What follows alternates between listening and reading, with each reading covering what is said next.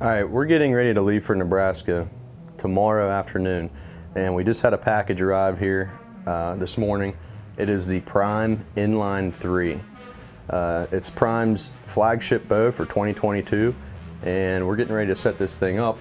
And the thing you're going to notice differently about this bow is Prime eliminated the quad cam and went to a double cam, but it keeps the same technology and keeps everything in line to eliminate cam lean. So we're going to install the sight, rest, stabilizer system here, and go from there. Hopefully get this thing set up in time for our trip. We're going to crank this thing out and see what we come up with. It is a 33-inch axle-to-axle bow, right-handed, 70 pounds. So let's get started. All right, we're installing the Hamskea primer rest on this bow instead of the HHA drop away. I know that this is a proven design, and a few of our friends run the same rest, and we're going to give it a shot and see how she goes on this one.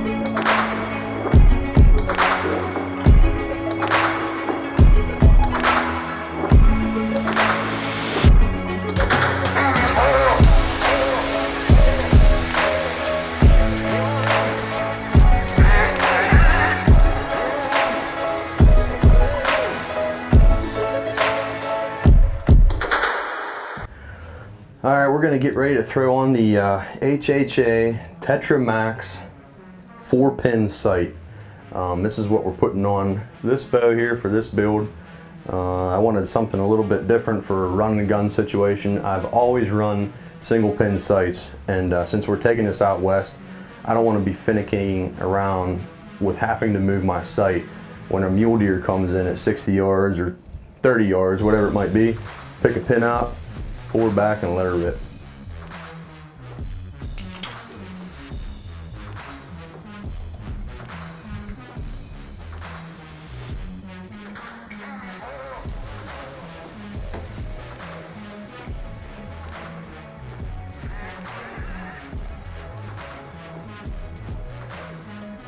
Now I'm using the middle setting on this sight. So it comes with 3 settings, and that basically equivalates to how far your sight is coming off the bow. And the shorter distance that it comes out, the more distance you get in the sight housing. The further away your bow or your sight is from your bow, you don't get quite the yardage that you would. So we're going with the middle setting here, and hopefully she dials in nice for us and we get the yardage that we're going for. Probably might set the pins up for 25, 40, 50, and 60. So that'll be it. All right, the other cool thing with having a 4-pin slider sight is once you have your pin set up to the designated yardage that you're going to use initially without touching the dial, your bottom pin will be your floater. So what that means is if you say if I have it 25, 40, 50, 60, 60 yard is my bottom pin. Now, with that bottom pin, I can dial that Tetra dial in on the side and use that 60 yard pin as my floater and adjust that out to whatever, 100 yards if I have to. So this is kind of like the best of both worlds. So you don't have to touch it when you have an animal in close, and when you have the time to dial in your sight, say a mule deer's out at 70 yards and everything's perfect and you know that you can make that shot and you've practiced all summer long, you dial that sight to 70 yards and send it. Alright, I'm getting ready to install this felt pad that Hamskea gives you with this rest. I'm going to center everything up and press it down, but beforehand, make sure you grab your wife's or your girlfriend's nail polish remover and give her a good wipe down, because if not, it's not going to stick to that metal rest. Hamskea ships that with a little bit of oil on, and this thing will peel up. The easiest thing to do is probably do this while the rest is off the bow, but we'll get her done here.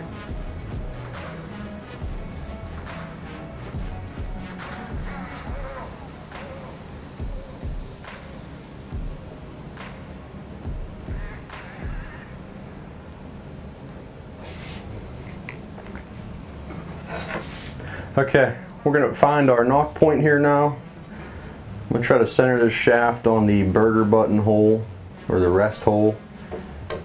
We have a good nock fit. This is the Easton Axis 5mm, the Axis Match Pro. And we're sitting pretty good right there. It looks pretty nice. Let's get the level out.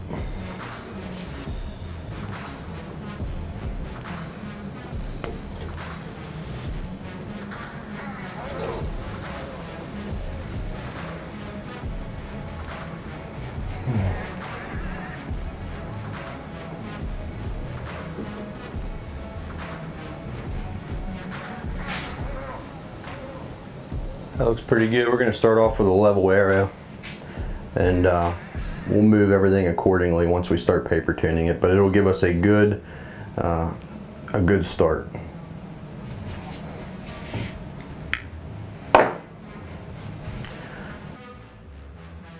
Alright, what I'm doing now is I still do things the old school way. I pick a line and I center everything off of everything that's centric off the center of the riser. All the holes, the riser lines, the string stop, and I line everything up, and I want the arrow lining perfectly center on the string, down the shaft, everything in line with that riser, because that'll be the center of everything. And whenever we paper tune, we can move a slight hair to the right or left, depending on the situation. But that'll give you a good baseline to start from. And move just a hair.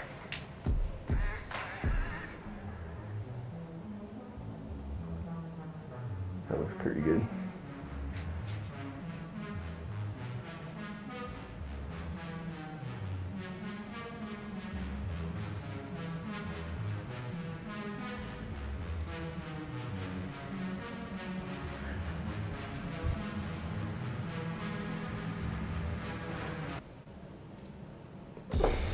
All right, we marked the where that nock point is on the string. That way, once I take the levels and everything off, nothing moves, and I can drop the bow down, tie our initial nock points, and it'll give us somewhat of a starting point.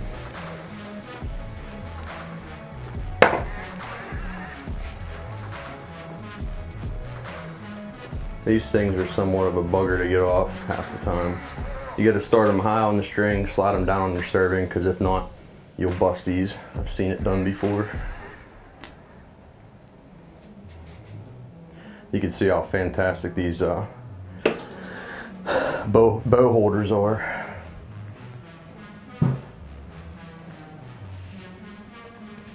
Okay. I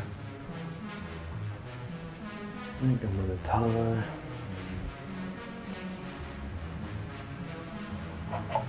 Use some blue serving.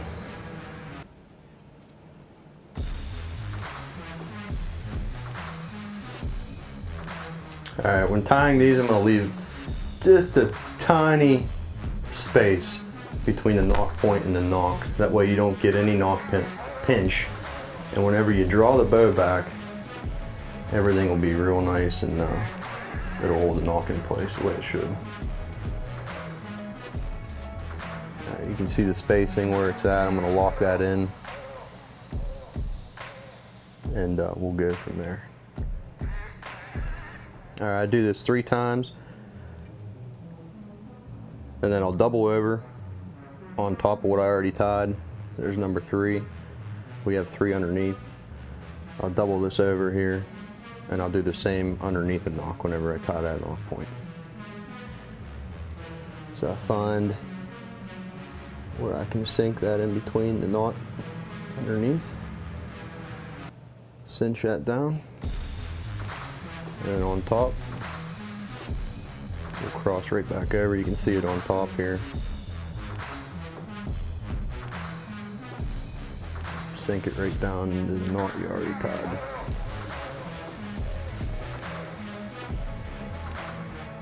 One more time underneath.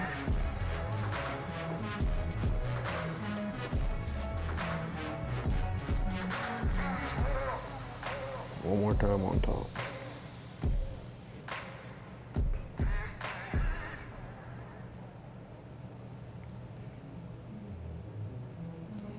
Get that good and tight. Whenever you're tying your finishing knot, just when you're looking at the knot, always remember what's coming off on top stays on top. That's how you're going to tie a square knot. So this will stay on top of this string. Just like that. Come up under, and that'll be your square knot you're going to finish with. And just like that, that's the way it'll come off of there. And that's your nock point. So I can now remove the nock, or the arrow, from the bow. I'm going to cut these off and burn them.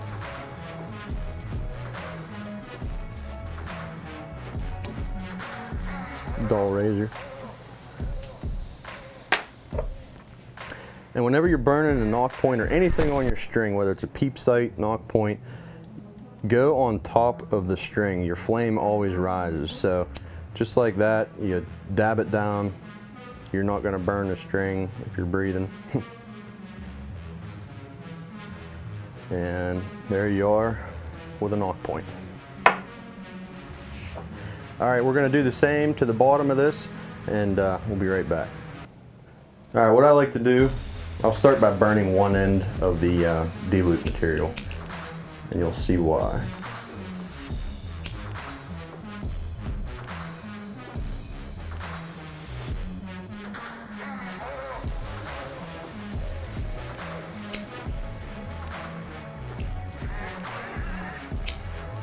Get yourself a good burnt ends where it's not going to back through. Just take your time with this and get a good knot on that one side. And I heard you don't want to catch this material on fire. When you do, it tends to weaken it. I haven't had a problem doing that, even if when I did catch them on fire. Alright, for a right-handed shooter, with the way you're using the thumb release and you turn your wrist around up against your cheek, the top knot, so this knot here is going to be on top, on the left side of the string. The bottom is going to be on the bottom of the string out to the right side of the string. That way, whenever you get back, that D-loop is already turned to where it is oriented on your face. So that's the way you're supposed to tie a D-loop. So again, we're going to start with a knot on the top.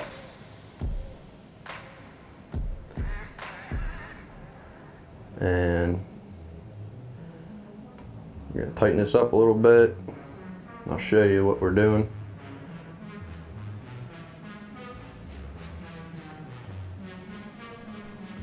Before I cinch that down, that's the way it's going to fall. Actually, no, we're wrong. Redo. Alright, for a right-handed shooter, you're going to start with the knot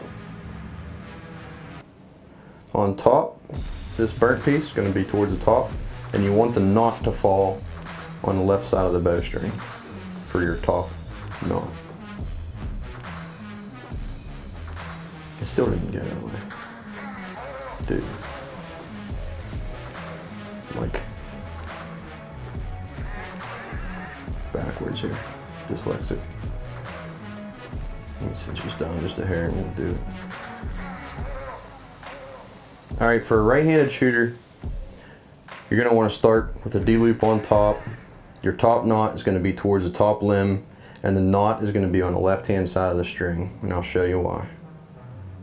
We're going to tighten this up a little bit.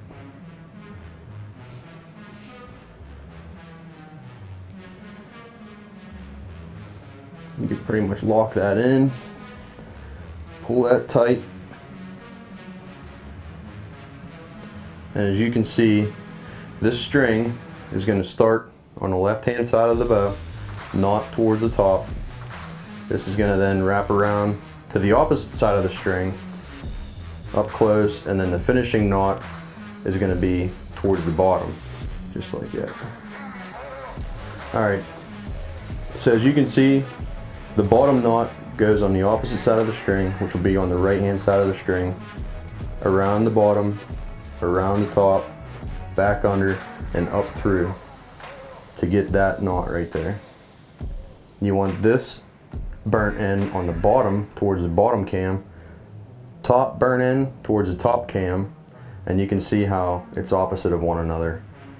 That way you don't get any torque in the bowstring whenever using a thumb release.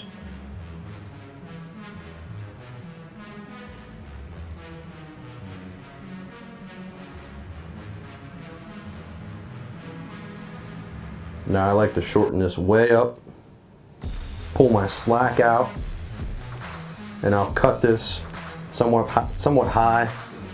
I'll leave enough room so I can really get a good knot whenever I burn that down, a good nub, that way it doesn't back through the bottom of the D-loop, just like that. Just like that. I'll finish it all. Round some corners off. I'll get my nock pliers, these guys through, and we're going to tighten this up. So just work it around, make sure it's up tight to your nock point.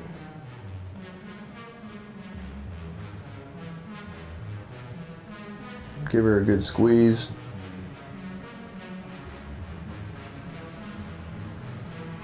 And you can see how that's stretched. And that'll leave you enough space. Drop an arrow in here.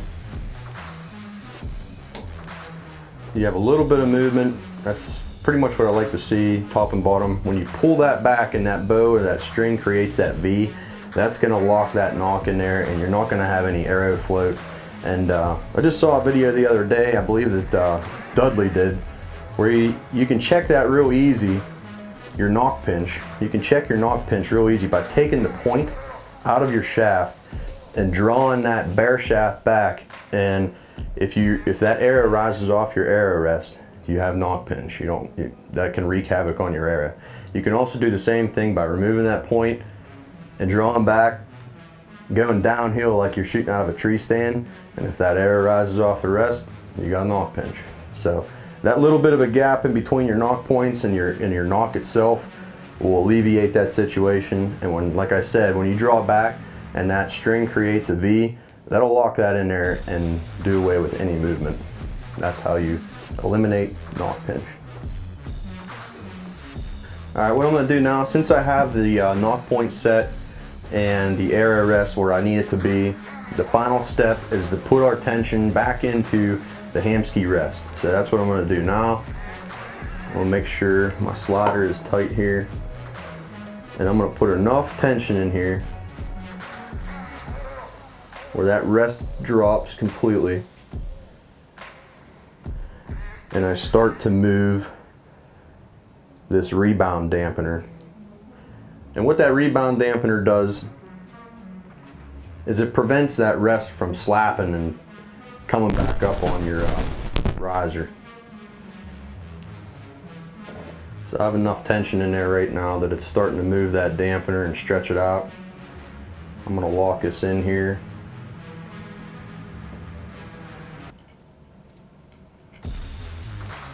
Keeping pressure on that string. As you can see,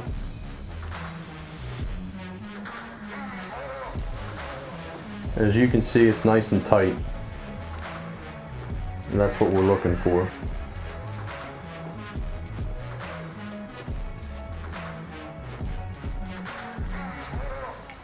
Tighten that down just like that. And I think what I'm gonna do, see, I'm a man of perfection and I look at every detail. I think what I'm gonna do is I'm gonna tie this off and wrap that just a hair with some serving and really lock that tensioner in. I know some people don't use that tensioner. They tie their own like half hitch and their knots up top. But I'm personally not comfortable doing that just yet. I'm sure I'll learn a way to do it. So I'm gonna do it this way. I'll tie in a serving down there, that way I know that that's not gonna come loose and keep tension on that tensioner.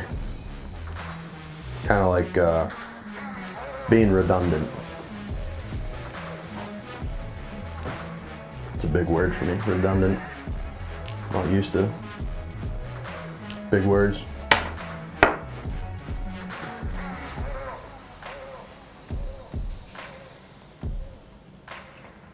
See, all that's going to do, I'm going to serve this up so high, and that'll keep tension, or keep that from backing out. I'm going to lay the boat down to do this.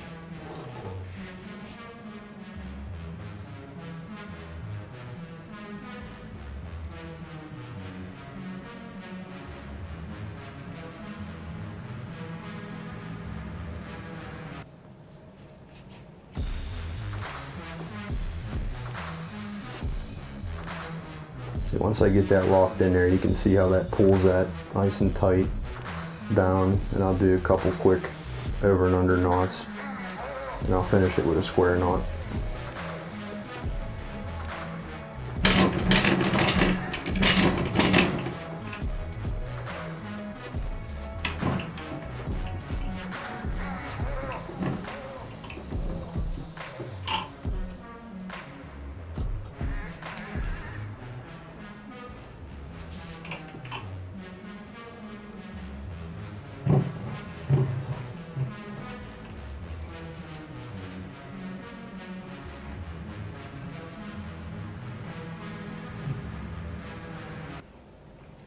Alright, what we're going to do now is I'm going to install the Peep sight. I got one picked out here. I believe this is the 3/16. No, 1/8. 1/8.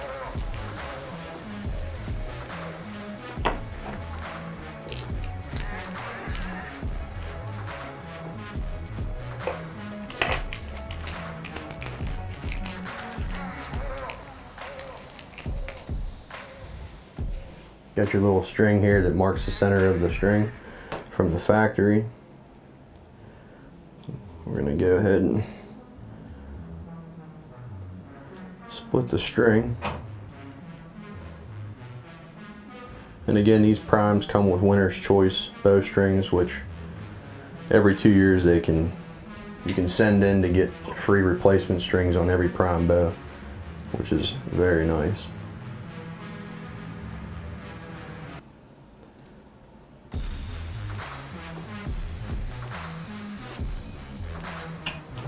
A little bit of tension back on.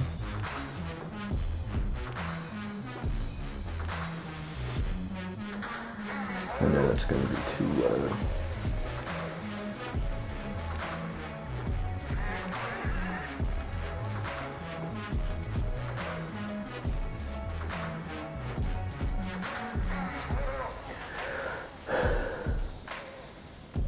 All right, I'm gonna pull that back and see where that falls on me.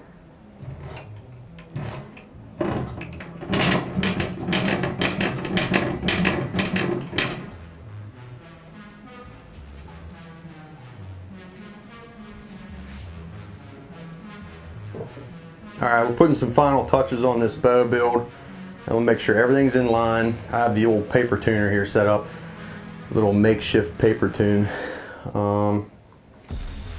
I gotta put the rest pad on there, but just to get this thing through paper and see where we're at. we'll go from there.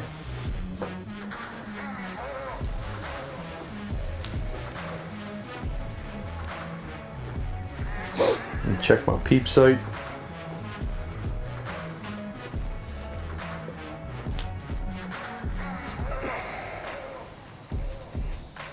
Peep sight will have to come down there.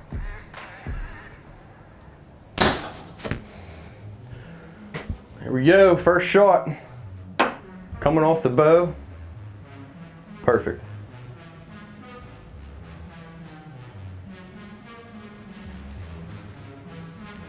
How you like that?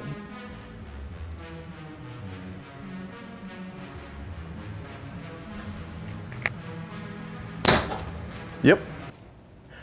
All right, 2 perfect bullet holes. I believe that one would be pretty good too, but we're a little bit too close to the paper, but we're pretty good. This thing's pretty tuned in. Again, Prime Inline 3, 70-pound bow, IBO's 337, and again, this is Prime's flagship bow for 2022. We're heading to Nebraska tomorrow, so this is a rush build, so wish us luck, and hopefully we can get a mule deer with one of the very first Prime flagship bows of 2022.